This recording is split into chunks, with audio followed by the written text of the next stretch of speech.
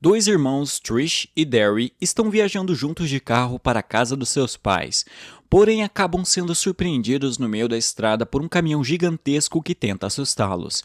Depois, eles começam a ser perseguidos pelo motorista. Só que as coisas são ainda mais horripilantes do que eles poderiam imaginar, pois aquele que está atrás deles não é um simples humano maníaco, mas sim uma criatura sobrenatural que fará os piores pesadelos dos irmãos parecerem um dia na Disney comparado ao que o Creeper reserva para eles. É impossível não se perguntar como vencer uma criatura que ronda pelo mundo há séculos e possui poderes sobrenaturais como força descomunal e a habilidade de voar. Será que há algum jeito? É isso que vamos descobrir neste vídeo. Eu sou o Alenart, você está no canal Leidos e antes de a gente começar, peço para que você deixe aquele like, inscreva-se no canal e ative o sininho para não perder os lançamentos do canal.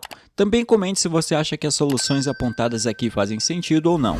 Também me siga nas redes sociais, os links vão estar aí na descrição ou nos comentários, se eu lembrar, né? Recado dado, vamos pro vídeo. Em primeiro lugar, há alguns erros que os irmãos cometeram ainda antes de iniciar a viagem, e a maioria das pessoas cometem, a menos que você seja um paranoico ultra preocupado com segurança, isto é, eu, ou que tenha assistido sua cota de filmes de terror, isto é, eu. A primeira coisa é se ter em mente que 23 anos atrás um casal de estudantes havia assumido por essa estrada que eles, os dois irmãos, irão seguir num lugar diferente, mas ainda assim na mesma estrada. Seria prudente, tendo isso em mente, pesquisar o atual índice de pessoas que desaparecem por aquelas bandas. Se tivessem feito isso, provavelmente iam notar um pico no registro de desaparecimentos naquela rota.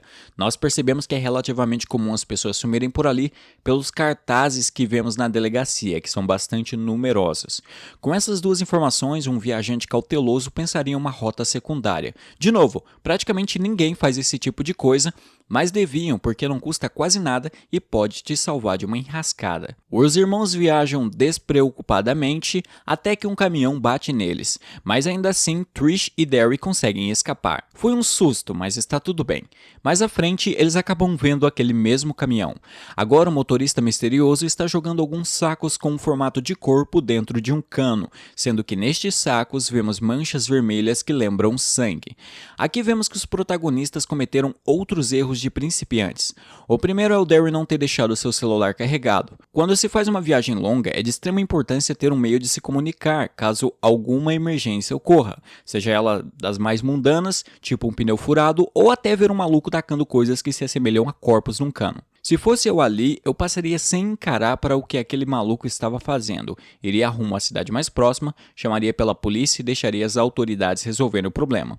Outra coisa também é que um pouco atrás de onde os nossos viajantes estavam, poderia ter uma rota alternativa, porque quando eles estão um pouco mais à frente e o caminhão do Creeper começa a perseguir eles, a gente vê que tem um carro um pouco atrás do Creeper, só que a gente não vê aquele carro vindo mais à frente, né? Então talvez tenha uma rota secundária ali. Poderia ter sido mais interessante pegar aquela rota em vez de ir por aquele caminho onde eles fossem ficar mais visíveis para o Creeper, né? Só que a criatura percebeu que os transeuntes viram o que ele estava fazendo. Mais uma vez ele pega seu caminhão assustador, que é muito veloz, e começa a perseguir os jovens. Ainda assim, pela segunda vez, ambos os irmãos conseguem se livrar do caminhão. Mas calma, que nada é mais perigoso que uma ideia idiota. E quem apresenta a ideia é o Derry, ao sugerir para a irmã que eles voltem até aquele cano para ver o que foi jogado nele. De todas as decisões possíveis, essa é uma das piores. Esse maluco tentou te matar na estrada pelo menos 2 vezes. Estava jogando coisas sinistras num cano. Ele não parece ser o tipo de sujeito para você ficar brincando. O melhor a fazer é chegar na cidade mais próxima, ligar para a polícia, deixar que eles resolvam toda essa parada e seguir com a vida. Mas é óbvio que isso não ocorre. Eles vão naquela capela sinistra, onde poderia inclusive haver mais pessoas só à espreita, esperando curiosos. Esse é outro perigo, porque nossos heróis não sabiam se o sujeito estava sozinho por ali. Se você pensasse se eles não tivessem voltado à capela, talvez o Derry não tivesse morrido, porque o Derry não teria visto aquelas coisas tenebrosas lá dentro daquela espécie de porão e assim não teria ficado tão assustado. Lembrando que a criatura sente o cheiro do medo e a partir disso escolhe suas vítimas. O pavor que ele vivenciou ao ir àquele local o tornou o prato perfeito para o Creeper. Lá na igreja, o Derry começa a fuçar no cano todo sujo e acaba caindo por ele. Nesse momento ele deveria correr para achar uma saída o quanto antes. Em vez disso, ele fica olhando tudo calmamente, até que ele acha de fato um corpo. É um sujeito que está à beira da morte. Nesse momento está confirmado, o maluco que quase os atropelou na estrada é um assassino. Pelo que nos consta, pode ser um serial killer. O que eu faria nesse momento, então, era buscar qualquer arma que houvesse por ali e então caçar uma saída. Só que Darryl não faz isso, ele perde muito tempo contemplando aquele local tenebroso. Parece que o cara está num museu e não numa cena de crime, é foda. Lá fora, a Trish fica parada perto da estrada à espera de ajuda. Ela está muito à vista, se o Creeper voltar, vai ver ela imediatamente. O correto seria moitar aquele carro em algum lugar e ficar meio escondida. E aí, se visse um carro ou caminhão que não fosse do sujeito que tentou matá-los há pouco, dava para sinalizar por ajuda. E aparece um caminhão, mas não é do Creeper. A Trish falha em pedir ajuda ao viajante. Ela deveria ter feito isso. O homem tinha cordas em seu caminhão, poderia servir para tirar o Darry do cano. Acho que a expressão entrou pelo cano nunca fez tanto sentido. Darry aparece, só que completamente em choque. Eu ainda iria atrás do caminhão que acabou de passar para ver se o motorista tinha um celular ou algo do tipo. Mesmo que ele não tivesse, já que ele estava indo numa direção oposta, eu falaria sobre o que vimos e diria que assim que ele chegasse na cidade mais próxima, chamasse a polícia e mandasse viaturas para aquela igreja. Claro que eu não iria ficar esperando as viaturas chegarem ali, só iria querer garantir que o máximo de ajuda chegasse naquele local o mais rápido possível. Os dois saem dali, chegam a um pequeno posto à beira de estrada. Lá chamam pela polícia. A Trish pede para que Darry conte aos policiais o que ele viu, mas é óbvio que o garoto está em choque. Assim, eu, no lugar dela, por estar mais calmo, diria para eles o pouco que eu sabia, falando que tínhamos um possível caso de homicídio e precisava de uma investigação urgente ou algo do tipo. Darry, mesmo abalado, diz o que viu, e toda a história dele é bem difícil de se acreditar, tanto pela história em si ser bastante impressionante, quanto pelo estado de consternação do rapaz. Uma coisa muito importante que Darry e Trish deviam ter lembrado de fazer é ter aproveitado para carregar o celular, porque afinal de contas, vocês estão numa lanchonete e vocês viram que o aparelho pode ser necessário no curso de uma viagem. Mas é claro, eles não fazem isso, o que vai ser um fator decisivo mais à frente. Chega a garçonete e diz que havia um homem no carro dos jovens cheirando as roupas sujas do Darry. Impressionante, o motorista foi até aquela capela e voltou tão rápido. Como ele pôde fazer isso? Mas bem, os jovens seguem sendo escoltados pela polícia. Agora uma sensação de maior segurança toma eles, e isso faz muito sentido. As autoridades estavam com eles, nada de ruim poderia lhes acontecer. Errado. Uma criatura alada pousa sobre a viatura e consegue matar ambos os policiais. Nesse momento, os irmãos percebem que não estão lidando com algo humano, mas sim outro tipo de coisa. Nesse momento, a única coisa que eles podem fazer é dirigir o mais rápido possível. Quer dizer, poderiam ligar para mais policiais, pedir reforços, mas isso se tivessem deixado o celular carregando enquanto estavam na lanchonete. Mas como não fizeram isso, de repente eles param em uma casa no meio da estrada. Pensam em pedir ajuda utilizando o telefone da proprietária. Eu acho isso uma péssima ideia, é muito melhor continuar dirigindo rumo à cidade mais próxima. Eles obtiveram uma vantagem em relação à criatura em termos de distância, só que sabemos que ela é muito rápida, então não há tempo a perder. Nessa casa à beira de estrada, vemos que a dona da propriedade é uma senhora, dona de muitos gatos.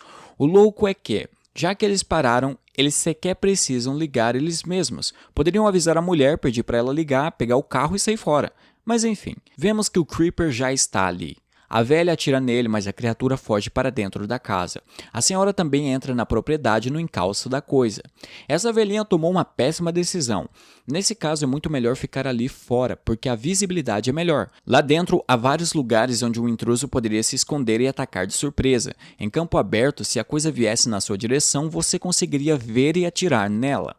Mas a velhinha acaba sendo morta. Mais uma vez, os protagonistas perdem um tempo precioso e, em vez de simplesmente dar o fora dali o mais rápido possível, ficam olhando o que está acontecendo. O Creeper vai atrás deles. A criatura os encara. Trish vai com o carro em cima dele. A coisa consegue evitar ser atingida algumas vezes, até que em certo momento Trish o atinge em cheio. Ela começa a passar por cima dele várias vezes. Ok, essa é a melhor chance que eles tiveram de vencer a criatura no filme.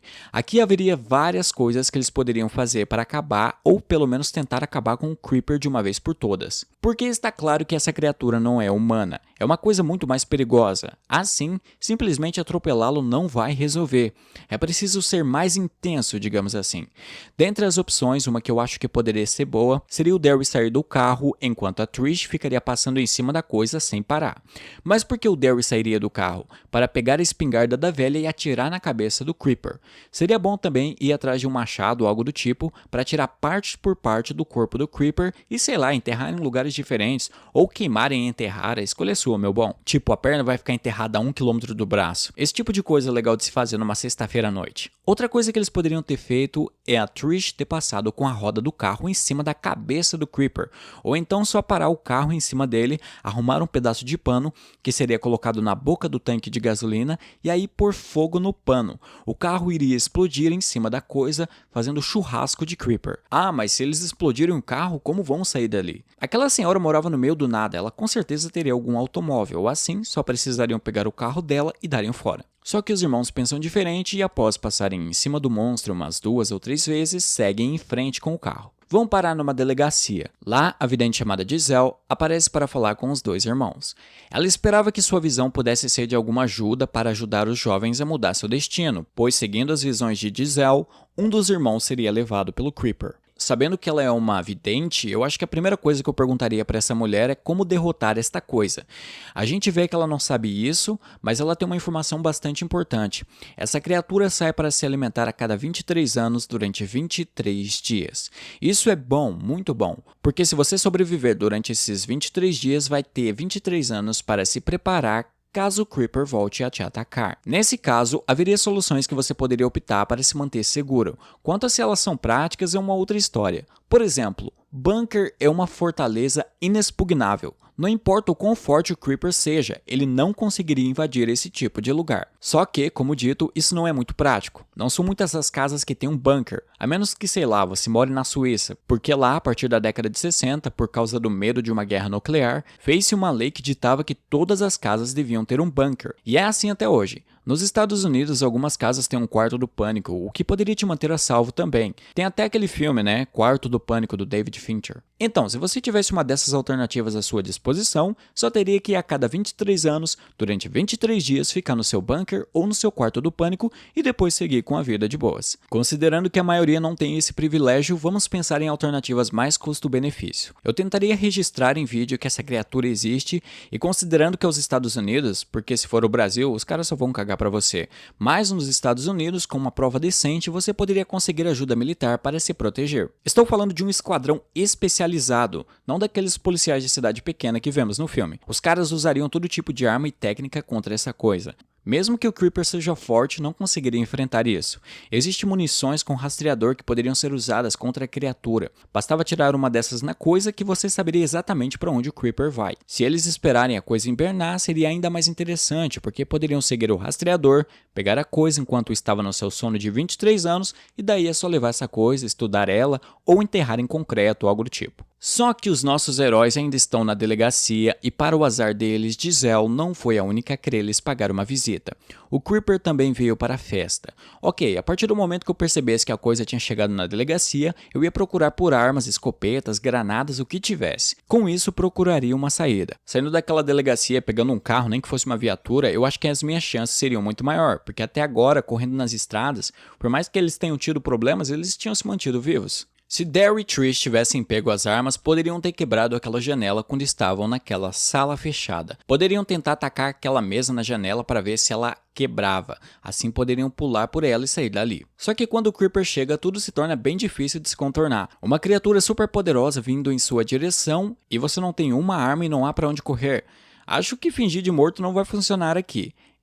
Eles estão ferrados. Muitas decisões equivocadas levaram esses jovens para uma rota sem saída. Acaba que Daryl é escolhido pelo Creeper. Trish tenta barganhar, mas não dá certo. Os policiais só ficam olhando, e de repente a criatura destrói a janela e sai voando. Aquele esquadrão devia ter metido bala na coisa naquele momento para ver se conseguia derrubar o Creeper pelo menos. O garoto ia morrer de qualquer jeito, se os policiais atirassem nele, pelo menos eles tinham uma chance de pegar a coisa e evitar mais mortes. No final das contas, eu acho que um esquadrão altamente treinado conseguiria derrotar o Creeper, mas 2 jovens merdeiros, não.